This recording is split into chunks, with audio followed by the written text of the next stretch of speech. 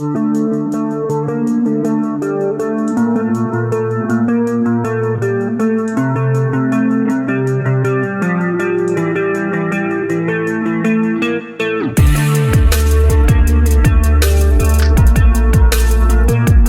Desfontaines a travaillé 12 ans dans le secteur de l'aide sociale à l'enfance et 14 ans comme psychologue de l'éducation nationale.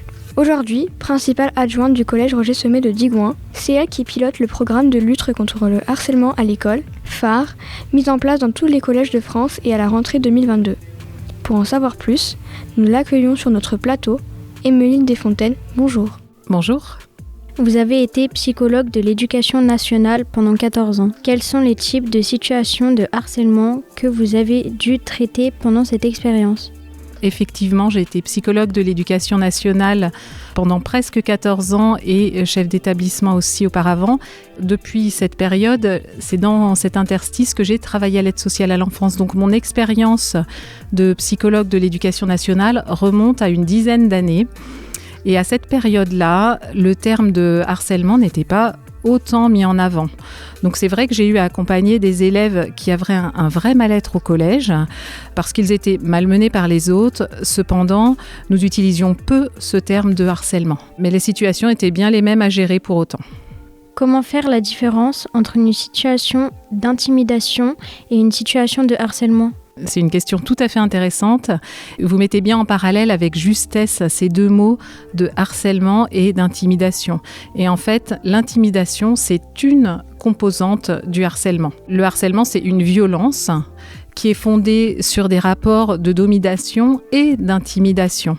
Donc cette intimidation et cette violence, elles peuvent être soit physiques, soit verbales ou psychologiques. Mais le harcèlement s'appuie sur une intimidation. En tant que psychologue de l'éducation nationale, avez-vous déjà fait appel à la gendarmerie pour calmer une situation de harcèlement ? Comme je l'évoquais tout à l'heure, il y a une dizaine d'années, le harcèlement n'était pas autant mis en avant. En tant que psychologue de l'éducation nationale, moi je n'ai jamais eu à faire appel à la gendarmerie. Cependant, face à des situations complexes en établissement, il est fort probable que les chefs d'établissement avec qui j'ai travaillé aient eu à le faire et que j'en ai pas forcément eu connaissance, puisqu'on parlera de phare tout à l'heure, mais on n'avait pas tout ce fonctionnement avec ce dispositif phare. Donc je pense que c'était géré effectivement, qu'il y a eu des liens établissement-gendarmerie, très certainement, mais dont je n'avais pas connaissance parce qu'on n'avait pas une équipe constituée comme elle peut l'être maintenant. Les victimes de harcèlement ont souvent du mal à parler de leurs souffrances. Comment faites-vous pour les aider à se livrer ? Alors effectivement, le travail du psychologue auprès des victimes de harcèlement est assez complexe. Ce sont des personnes qui sont souvent très insécurisées par ce qu'elles vivent. Elles se dévalorisent, elles se remettent en question, elles arrivent même à croire qu'elles sont responsables de ce qui leur arrive. Donc c'est un vrai travail très complexe pour le psychologue. Dans un cadre qu'elles peuvent sentir sécurisant, elles arrivent finalement à se confier. Et ça va être là l'accompagnement du psychologue. Elles ont besoin de savoir que celui qui est en face d'elles peut créer quelque chose de sécure, un environnement qui les sécurise pour qu'elles puissent parler et que cette personne peut aussi intervenir pour elles dans un but de sécurité auprès d'autres. Donc ça peut permettre à la personne de se renforcer intérieurement parce qu'elle a trouvé un endroit un peu solide et de par la disponibilité de l'autre et donc là du psychologue, la personne peut se rendre compte qu'elle est écoutée et ça c'est la mission du psychologue, c'est un outil en tout cas du psychologue de pouvoir écouter. Donc le travail du psychologue et ce qui fait qu'il peut aider la personne, c'est de l'écoute, de la disponibilité et puis de la sécurité. Ça va être sur ces trois champs qu'il va pouvoir travailler pour accompagner une victime de harcèlement. Le programme phare a été mis en place en 2022. Selon vous, en quoi permet-il de lutter plus efficacement contre le harcèlement scolaire ? Alors comme je vous le disais au début, je me répète, mais c'est vrai qu'il y a une dizaine d'années, on n'avait pas quelque chose d'organisé comme ça. On n'avait pas un programme organisé. Il y avait vraiment du travail de fait, mais plus morcelé. Là, le programme phare, c'est vraiment un programme de grande ampleur qui permet à la fois la formation de tous, donc les enseignants, les élèves, aussi les parents, même si ce n'est pas encore complètement développé, mais c'est des choses qui sont à mettre en place.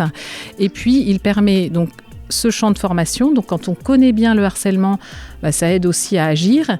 Et puis l'autre versant, c'est aussi d'agir très rapidement auprès des victimes, là, dans les établissements scolaires, des victimes, mais aussi des intimidateurs. On les appelle peu harceleurs, mais on dit des intimidateurs, et selon une procédure qui est assez originale, et puis dont nous parlerons peut-être plus tard. Dans le cadre de ce programme, vous pilotez un groupe d'adultes volontaires. Comment cette équipe a-t-elle été formée pour agir ? Vous dites bien des adultes volontaires. C'est des personnes qui sont engagées volontairement pour la lutte contre le harcèlement, même si tout le monde se sont concernés. C'est vrai qu'il y a quelques adultes qui ont choisi de s'investir un peu plus. Et en choisissant de s'investir dans la lutte contre le harcèlement, elles ont en même temps choisi de se former. Au Collège Roger Semet, l'équipe s'est formée depuis le début de l'année dernière, à raison de plusieurs journées entières courant d'année dernière, des journées cette année. Et puis après, il y a une formation continue qui se met en place. Votre rôle est également d'assurer la formation de l'ensemble des enseignants. Qu'avez-vous mis en place depuis 2022 ? Je ne pourrais pas vous parler depuis 2022 parce que comme vous le savez, je suis arrivée au collège en septembre 2023. Ce qui est sûr, c'est qu'en début 2022, c'était le début des équipes phares dans les collèges. Donc la formation, elle a été ciblée plus tôt et elle a été à destination des équipes phares. Et puis petit à petit, les formations s'étoffent. Actuellement, on forme les équipes phares, on continue de former les équipes phares, les élèves ambassadeurs, et puis une formation à destination de l'ensemble des personnels se met en place et va être petit à petit obligatoire pour tout personnel de l'éducation nationale. Alors ça se fait en particulier par le biais de webinaires. Ce dispositif propose à des élèves de devenir ambassadeurs. Quelles sont leurs missions ? Alors, les élèves ambassadeurs ont d'abord été formés eux-mêmes. Ils ont des temps de formation au sein de l'établissement avec l'équipe phare. Et puis, ils peuvent devenir formateurs aussi d'autres élèves aux côtés des membres de l'équipe. Et par ailleurs, ils ont un rôle de veille dans l'établissement. Ils sont dans chacune des classes. Ils sont censés, en tout cas on travaille à ce qu'ils soient connus et repérés par tous pour que des élèves puissent aussi éventuellement, soit parce qu'ils sont victimes, soit parce qu'ils ont connaissance de victimes, qu'ils puissent leur faire appel. Donc ils ont aussi ce rôle d'être repérés comme un élève parmi d'autres pouvant signaler par exemple à l'équipe phare une situation. Et leur rôle n'est en tout cas pas d'intervenir directement, mais on leur demande ce rôle en quelque sorte de veilleur. Quand une situation de harcèlement est dévoilée, que mettez-vous en place pour tenter de résoudre le problème ? Quand une situation de harcèlement est signalée, premièrement, l'idée c'est de réagir très vite. On ne laisse pas un élève en souffrance dans une situation de harcèlement. Et puis, on va utiliser le dispositif phare et une procédure qui est déjà bien rodée, qui est mise en place pour accompagner les élèves. Donc, on a une équipe. Quand on a identifié les différentes personnes, donc la victime, les intimidateurs, les membres de l'équipe vont se répartir les différents élèves et chaque élève va être vu par un membre de l'équipe une première fois et puis une deuxième fois de façon assez rapprochée et assez régulièrement pour voir où en est chacun, que ce soit victime ou intimidateur. La victime, elle est écoutée et rassurée. Et puis la famille, elle est systématiquement prévenue qu'on travaille avec son enfant parce qu'il y a une situation de harcèlement. On ne peut pas forcément mettre le mot de harcèlement, mais en tout cas d'intimidation, de souffrance de son enfant et qu'on est en train de s'en occuper dans l'établissement. Et les intimidateurs, quant à eux, ils sont reçus sans qu'on cherche ni à les accuser, ni à les sanctionner. C'est pas le but.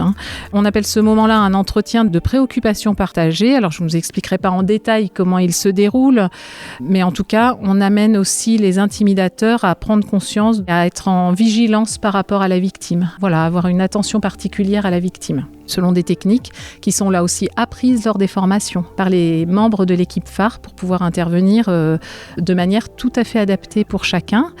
Ce qu'il faut retenir du traitement de ces situations dans le cadre du dispositif phare, c'est la rapidité du traitement de la situation. On ne laisse pas une situation durer, c'est vraiment une question d'heure. On a un élève qui nous est signalé, c'est aussitôt. C'est-à-dire que si ce n'est pas le jour même, c'est le lendemain qu'on commence à voir la victime, les intimidateurs. Ça va très vite. C'est un travail d'équipe. Si possible, l'équipe se rassemble. La plupart du temps, pour aller vite, tout le monde n'est pas forcément disponible en même temps, donc on travaille par mail très rapidement entre nous pour savoir qui rencontre quel élève pour que ça aille vite. Et puis ensuite, le troisième point, c'est aussi le suivi de chacun, victime ou intimidateur, dans des entretiens très rapprochés. On retient aussi la recherche de sécurisation de la victime et puis on ne stigmatise pas, on ne sanctionne pas les intimidateurs. Cette année, vous avez dû faire face à quelques situations de harcèlement au collège. Quel était le profil des harceleurs ? Effectivement, quelques situations, mais on peut dire que nous avons eu la chance au collège Roger Semet de ne pas avoir eu à traiter un grand nombre de situations de harcèlement et pas non plus de situations très complexes. C'est difficile et il est difficile de parler d'un profil type de l'élève intimidateur. On peut quand même ressortir, et c'est ce qui ressort peut-être de nos observations, mais aussi de toutes les études qui sont faites sur ces élèves qui ont tendance à harceler les autres. Certains d'entre eux ont eu des problématiques familiales qui peuvent amener à intimider les autres. Parfois simplement, on a un élève qui s'est trouvé senti un jour plus fort que les autres, qui a trouvé ça pas désagréable et qui va continuer et qui a envie de rester dans cette position et de la cultiver et qui va entrer dans un processus d'intimidation et de harcèlement. Ce qu'il faut vraiment retenir, c'est que si on n'a pas un profil type d'élève, on a en revanche quelque chose qui est quasi systématique. De nos expériences, mais aussi plus largement de toutes les études et les expériences qui sont menées sur le harcèlement. Un élève intimidateur n'est pas seul, c'est-à-dire que souvent, et la plupart du temps, le harcèlement est lié aussi à un climat ambiant. C'est très lié à un effet de groupe. Voilà. Comment avez-vous résolu ces situations ?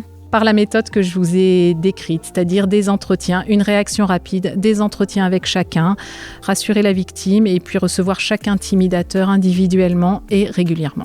Que mettez-vous en place dans le collège pour prévenir les situations de harcèlement ? Alors la prévention des situations de harcèlement, elle passe par la connaissance d'abord du processus de harcèlement. Pour le connaître, il faut se former. Ça passe par la formation des élèves, des enseignants, des parents. Alors cette année, on a eu plusieurs actions de formation à destination des élèves. Il y a une séance de cinéma sur ce sujet qui a été reprise après en classe. On a à venir une pièce de théâtre sur le sujet du harcèlement. On vient de terminer des séances concernant le cyberharcèlement aussi au 5e. Et à chaque fois, ça donne lieu à un temps qui est du théâtre, qui est du cinéma, mais en tout cas, à chaque fois, un temps de reprise et de travail après, soit avec les professeurs principaux, soit avec les professeurs de lettres, selon qui a accompagné. Et puis, à tous les niveaux, les professeurs principaux et le service de vie scolaire travaillent aussi sur ces sujets, et notamment durant les heures de vie de classe. Donc chaque professeur principal, selon ce qu'il juge approprié, nécessaire, adapté dans sa classe, de ce qu'il connaît des élèves, du groupe, va travailler ces questions de harcèlement. Quand on tisse tous ces petits morceaux, chacun se trouve à un moment donné sensibilisé à ces questions de harcèlement.